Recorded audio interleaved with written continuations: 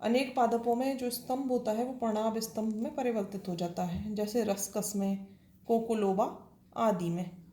पत्तियों के अनुकूलन की बात करें यदि अपन आकारी के अनुकूलन में, तो पत्तियां जो होती हैं वो आशुपाती होती हैं, यानी जल्दी झड़ जाती हैं, जैसे केर में या लेप्टाडीनिया में, या फिर कई पादपों में कांटों में रूपांतरित हो जाती हैं, जैसे नागफनी के अंदर आपने देखा है। जो पत्तियां होती हैं उनका आकार छोटा रहता है, जिससे कि जल की हानि कम से कम हो सके, जैसे बबूल की पत्तियां या फिर प्रोसोपिस की पत्तियां, खेजड़ी की आपने देखी होंगी। पत्तियों की सतह जो होती है वो चमकदार होती है। चमकदार इसलिए होती है जिससे कि वो प्रकाश को परावर्तित कर सके, क्योंकि यदि बहुत ज़्यादा मात्रा में लाइट उनके ऊपर गिरेगी तो टेम्परेचर हाई हो जाएगा, जिससे कि जल की हानि ज़्यादा होगी। तो फलस्वरूप प्रकाश का परावर्तन हो जाता है। तो इनकी सतह चमकदार होगी तो प्रकाश का परावर्तन हो जाता है। जैसे कनेर की सतह होती है पत्तियों की एकदम चमकदार।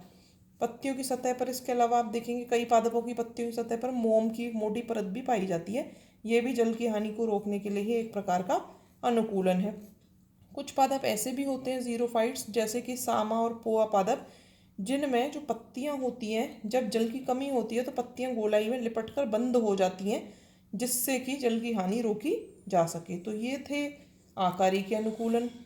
अब अपन देखते हैं शारीरिकीय या एनाटॉमिकल अनुकूलन, यानी आंतरिक संरचना में किस प्रकार के परिवर्तन होते हैं। सबसे पहले जड़ों में देखें अपन। जड़ों में जो मूल रोम होते हैं और जो रूट कैप होती हैं वो बहुत ज़्यादा अच्छी विकसित होती है, वेल डेवलप्ड पाई जाती हैं। नागफनी जो है उसमें मूल रोम जो होते हैं वो रूट टिप्स पर भी उगाते हैं। कुछ पादप ऐसे होते हैं जिनमें वाटर को स्टोर करने के लिए जड़ जो होती है वो सक्यूलेंट हो जाती है, मांसलोद्भिद हो जाती है, जैसे शतावरी जो होता है एस्पेरेगस, उसमें इस तरीके की जड़ें देखी जाती हैं।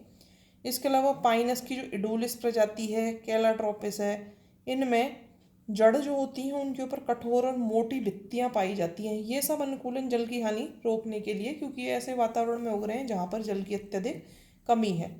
तने की बात करें अपन, तो तने में भी कई प्रकार के आंतरिक अनुकूलन देखने को मिलते हैं। जैसे तनों की जो क्यूटिकल होती है वो बहुत ज़्यादा मोटी होती है। एपिडर्मिस जो होती है वो बहुत अच्छी विकसित होती है, बहुत मोटी कोशिका भित्तियों युक्त होती हैं एपिडर्मिस की कोशिकाएं। जो अधश्चर्म होती है वो मल्टीलेयर्ड होती है, बहुस्तरीय अधश्चर्म का पाया जाना भी जीरोफिटिस प्लांट्स का करेक्टर है। दृढ़ोत्तकी प्रकार की अधश्चर्म पाई जाती है। स्ट्रोमेटाज अगर अपन देखें तो संकन प्रकार के होते हैं, धसे हुए होते हैं, निमग्न प्रकार के रंध्र पाए जाते हैं। संवहन ऊतक जो होते हैं वो बहुत अच्छे विकसित होते हैं।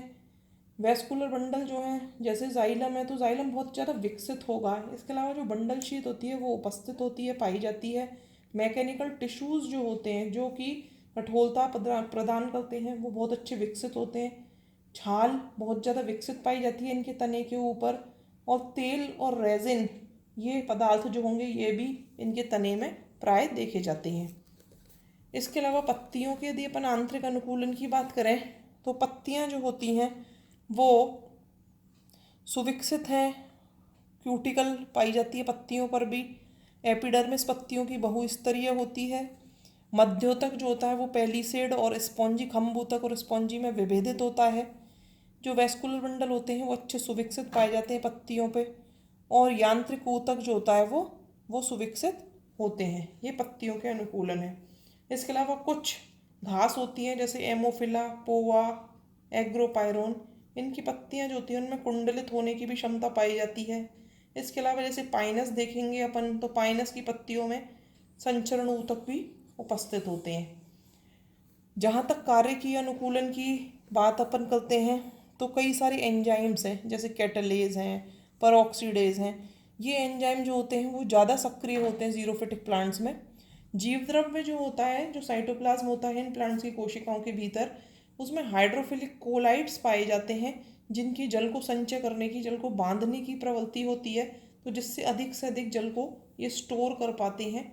इसके अलावा इनका जो कोशिका द्रव्य होता है उसकी ऑस्मोटिक कंसंट्रेशन बहुत ज़्यादा होती है, यानी जल को ग्रहण करने की क्षमता ज़्यादा होती है इनमें। इसके अलावा जो रंध्र होते हैं वो दिन के समय में तो बंद रहते हैं, क्योंकि दिन के समय में टेम्परेचर ज़्यादा रहता है। यदि रंध्र खुले रहेंगे तो अधिक से अधिक मात्रा में जल की हानि होगी।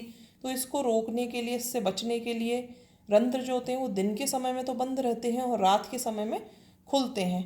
बहुत ज़्यादा जब निर्जलीकरण हो जाता है यानी जल की हानि बहुत ज़्यादा हो जाती है तो अनुत्क्रमणीय स्कंदन जो होता है उसका भी प्रतिरोध करते हैं। जो इर्रिवर्सिबल कोगुलेशन होता है उसका भी प्रतिरोध होता है इनमें। इसके अलावा जो अधिकतर लक्षण जो हैं इनमें वही पाए जाते हैं जो वाष्पोत्सर्जन की दर को कम करने के लिए होते हैं। तो इस प्रकार से अपन ने देखा कि जीरोफिटिक प्लांट्स के क्या क्या मॉर्फोलॉजिकल, एनाटॉमिकल और फिजियोलॉजिकल अडेप्टेशंस होते हैं। यदि किसी भी प्रकार की समस्या है तो उसके लिए आप कमेंट कर सकते हैं। Thank you.